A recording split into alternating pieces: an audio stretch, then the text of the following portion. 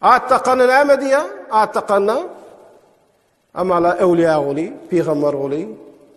Evliya verdi, ata verdi, hoca verdi, yine murat verdi. Ve Allah Teala'dan diledin sen onu. Allah sahih salim edip verdi. O näme için sen şirk karar verdin atta? Mahluk berýämi?